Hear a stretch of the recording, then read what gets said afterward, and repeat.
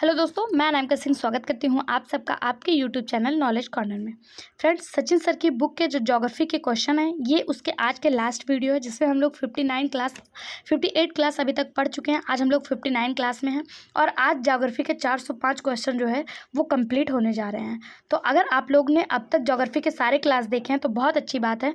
अगर आपको क्लास पसंद आ रहे हो तो प्लीज़ फ्रेंड्स आप लोग से अनुरोध है कि चैनल को सब्सक्राइब कर लीजिए, वीडियो को लाइक करिए और अपने सभी दोस्तों के साथ शेयर करिए, क्योंकि हमारे चैनल पे लगभग 80% लोगों ने अभी तक चैनल को सब्सक्राइब नहीं कर रखा है।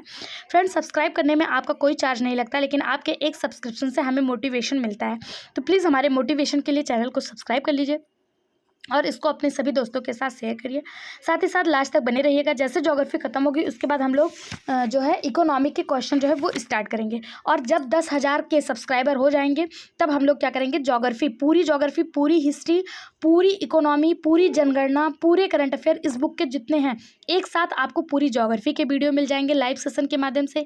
800 कुछ क्वेश्चन हिस्ट्री के हैं वो भी आपको प्रोवाइड करवा दिए जाएंगे लाइव सेशन के माध्यम से। इकोनॉमिक के पूरे एक ही वीडियो एक ही क्लास में और PDF भी एक साथ आपको प्रोवाइड करवा दिए जाएंगे। लेकिन उसके लिए आपको क्या करना होगा, चैनल को 10 के सब्सक्राइबर पहुंचाना होगा, जिसमें आपको ज़्यादा मेहनत करने की ज़रूरत नहीं है, क्योंकि हमारे चैनल पे लगभग 80% लोग ऐसे हैं जो चैनल पे विजिट तो करते हैं, वीडियो देखते तो है, लेकिन चैनल को सब्सक्राइब नहीं कर रखा है। तो वो लोग जो है खुद सब्सक्राइब कर लें और अपने एक एक दोस्त से अगर चैनल को सब्सक्राइब करवा लेते हैं तो एक रात में ही चैनल 10 के सब्सक्राइबर हो जाएगा। प्लीज़ फ्रेंड्स आप लोग इतना कर लीजिए और आपको एक साथ सारे वीडियो मैं प्रोवाइड करवा दूंगी। ठीक है, स्टार्ट करते हैं। आज का ज्योग्राफी की लास्ट क्लास है। उसके बाद आपको जो क्लास मिलेगी वो लाइव सेशन के माध्यम से एक साथ पूरे 405 क्वेश्चन की मिलेगी। लेकिन इसके बाद आपको जो है इसी बुक का इकोनॉमिक्स के क्वेश्चन रह गए हैं तो वो भी सॉल्व कराया जाएगा। अभी तक हम लोग इस बुक के जो क्वेश्चन हैं, एक मिनट मैं आपको दिखा देती हूँ। यहाँ पे देखिए, यहाँ पे आपको ये दिख रहा होगा कि यहाँ पे सामान्य परिचय में 41 क्वेश्चन जिसे मैं करा चुकी हूँ। हिस्ट्री के 852 क्वेश्चन कंप्लीट हो चुके हैं। पॉलिटी के 163 क्वेश्चन कंप्लीट हो चुके हैं। उसके बाद ज्योग्राफी के 405 क्वेश्चन आज कंप्लीट हो जाएंगे। इसके बाद हम लोग जो पढ़ेंगे इकोनॉमी, आर्ट एंड कल्चर के भी अभी 108 क्वेश्चन रह गए हैं। उसके बाद अन्य महत्वपूर्ण, यहीं से मैंने स्टार्ट किया था, अन्य महत्वपूर्ण पढ़ाया था, जातीय जनगणना पढ़ा दिया है, आर्थिक सर्वेक्षण पढ़ा दिया है, बजट पढ़ा दिया है, करंट अफेयर, ये सारे टॉपिक जो है वो कवर कर दिए हैं। अगर आप लोगों ने देख लिया तो बहुत अच्छी बात है। अगर नहीं देखा है तो फटाफट से इस चैनल को, जो ये आपका अपना चैनल है नॉलेज कॉर्नर, इसमें टोटल इसको जो है आप लोग जो है 10 के सब्सक्राइबर जिस दिन पहुंचाएंगे तो ये सारे एक एक सब्जेक्ट एक एक क्लास में आपको PDF के साथ, यानी इस बुक का जो PDF है वो और इसका क्लास एक एक क्लास में ही आपको प्रोवाइड करवा दिया जाएगा। लेकिन आपको थोड़ी सी मेहनत करनी होगी, 10 के सब्सक्राइबर जो है इस चैनल को पहुंचाना होगा। अब हम लोग स्टार्ट करते हैं अपना वीडियो। आई होप तो आप लोग जरूर करेंगे ये काम।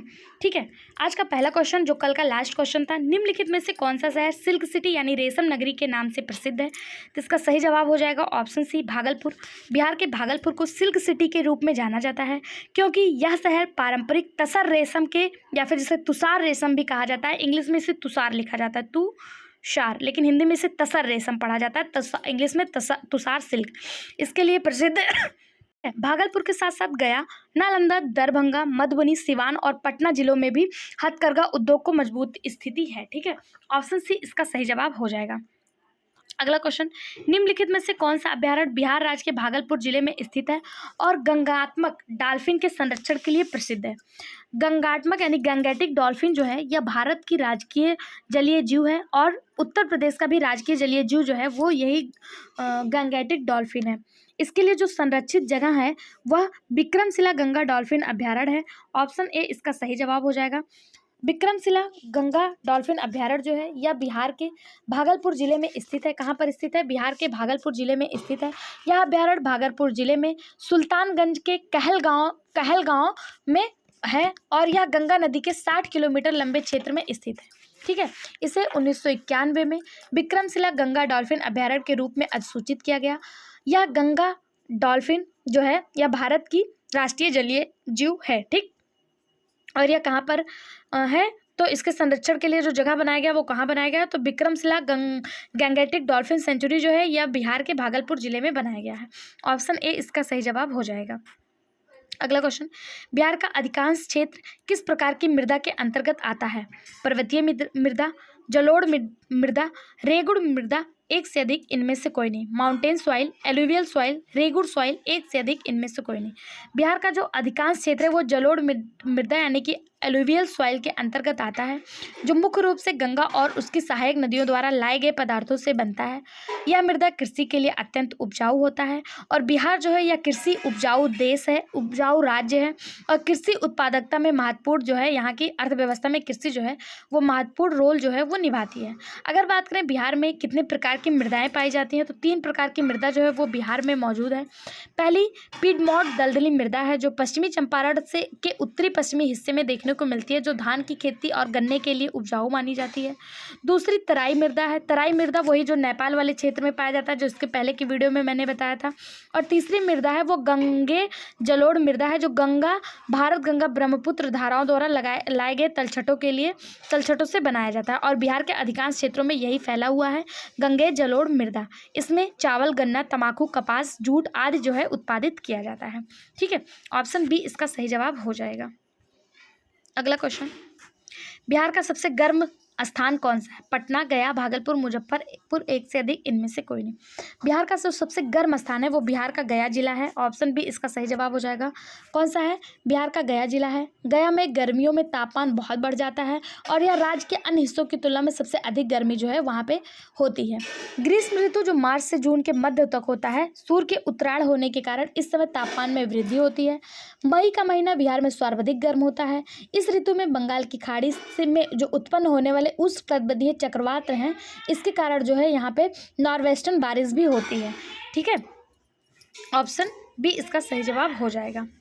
अगला क्वेश्चन, बिहार के मैदान को कौन सी नदी 2 असमान हिस्सों में विभाजित करती है, जो पश्चिम से पूर्व की ओर बहती है?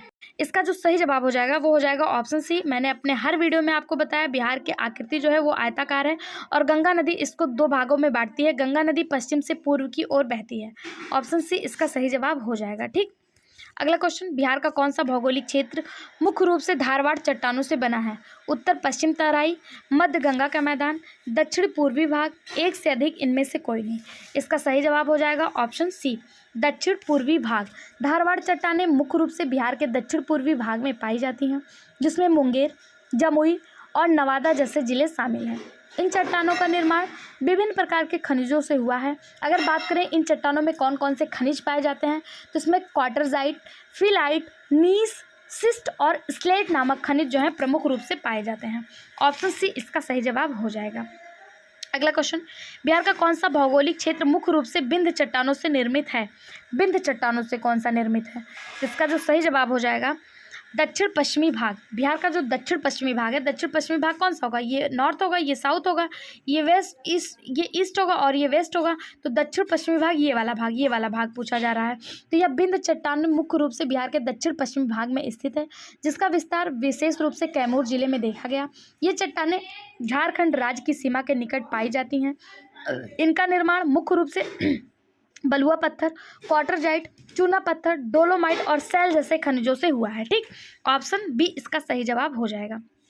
अगला क्वेश्चन, बिहार में तृतीयक चट्टानें मुख्य रूप से किस भौगोलिक क्षेत्र में पाई जाती हैं? यानी कि टर्सरी पूछा है, जो टर्सरी रॉक है वो बिहार के किस क्षेत्र में पाई जाती है? हिमालयी तराई क्षेत्र, गंगा का मैदान, मध्य गंगा का मैदान, दक्षिण पश्चिम पठार, उपयुक्त में से कोई नहीं, एक से अधिक। इसका सही जवाब हो जाएगा ऑप्शन ए। तृतीयक चट्टानें बिहार के उत्तरी भाग में स्थित हिमालयी तराई क्षेत्र में पाई जाती हैं। इसका निर्माण यूरेशियन प्लेट और भारतीय प्लेट के बीच प्राचीन तैथिस सागर के जमा तलछट के वलन और ऊपर की ओर मुड़ने के कारण हुआ है। यह भूगर्भिक प्रक्रिया हिमालय पर्वत श्रृंखला के निर्माण से संबंधित है। आप सभी को पता है जब भारत जो है 2 भागों में टूटा तो गोंडवाना लैंड में भारत जो है वो शामिल हो गया। तो इसमें तैथिस सागर में जो था 2 प्लेटें आपस में टकराई थी, जिसमें यूरेशियन प्लेट और भारतीय प्लेट के बीच टक्कर हुआ था, जिससे जो है हिमालय पर्वत का निर्माण हुआ था।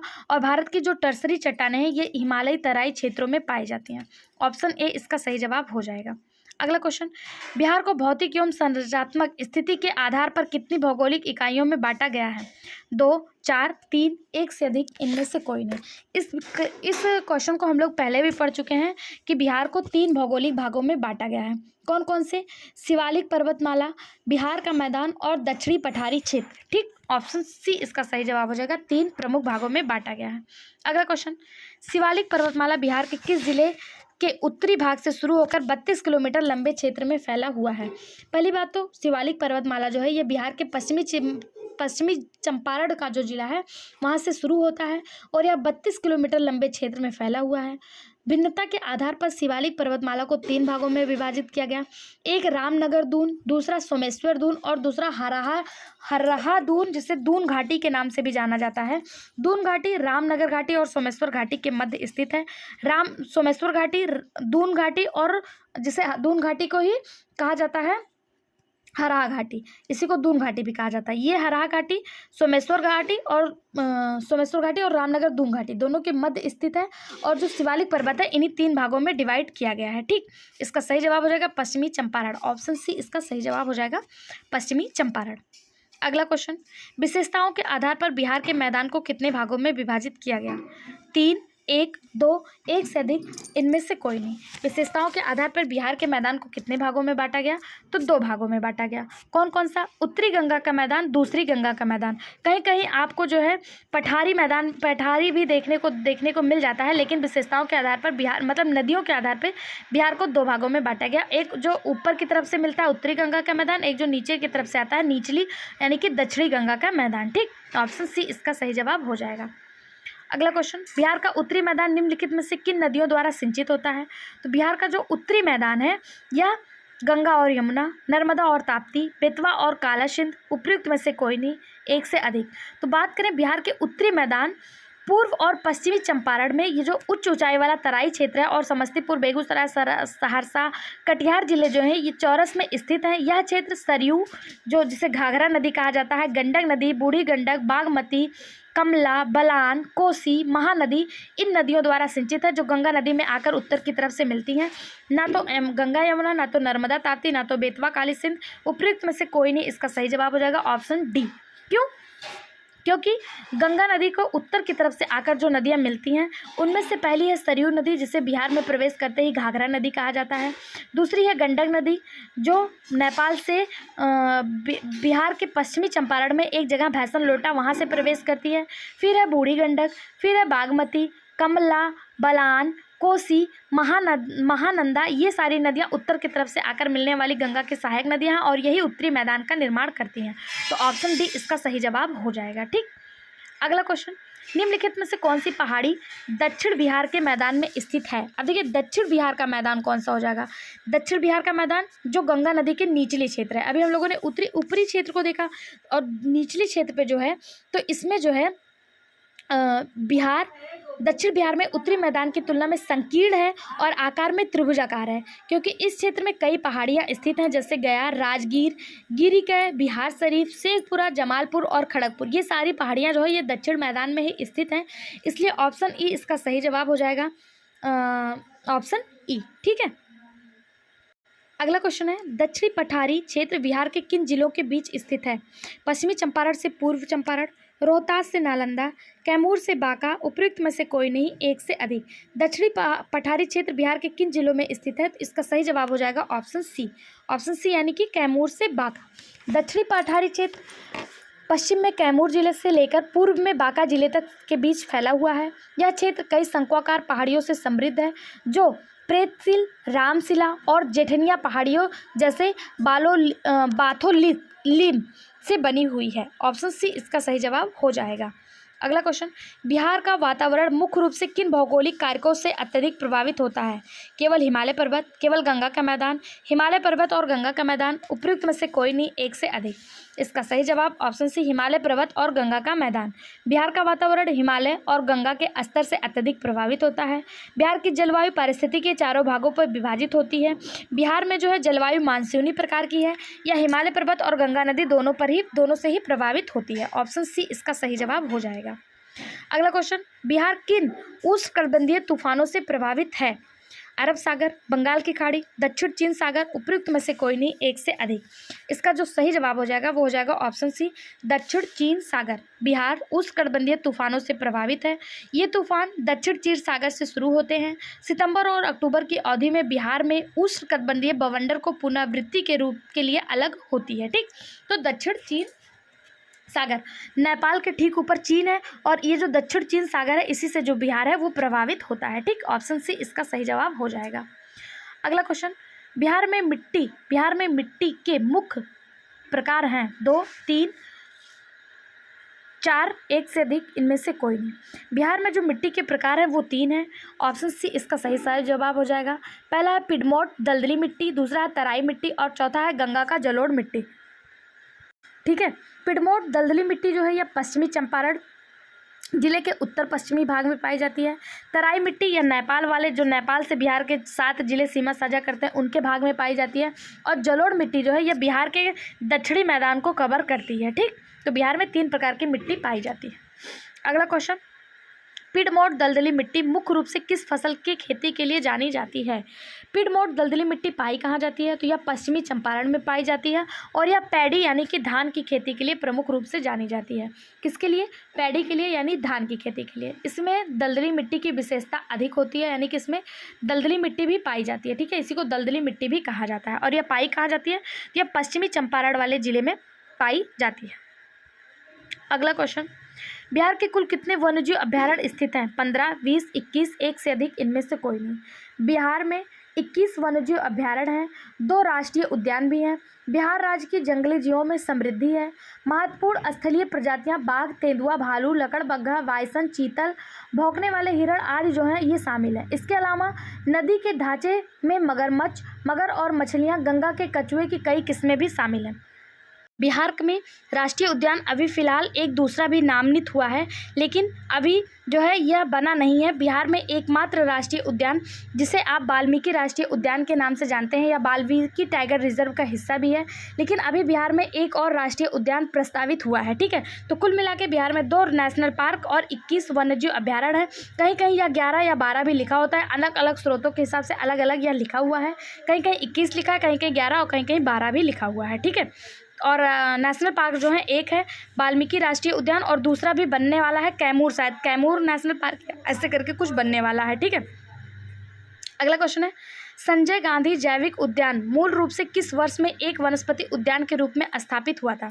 तो सबसे पहले संजय गांधी जैविक उद्यान है कहाँ? यह बिहार के पटना में है और यह पटना चिड़ियाघर के नाम से भी जाना जाता है। वास्तव में यह वनस्पति उद्यान के रूप में 1969 में जो है यह बना था, स्थापित हुआ था। बाद में 1973 में इसे एक जैविक उद्यान यानी चिड़ियाघर और वनस्पति उद्यान दोनों को मिलाकर एक जैविक उद्यान के रूप में बनाया गया। कब? 1973 में।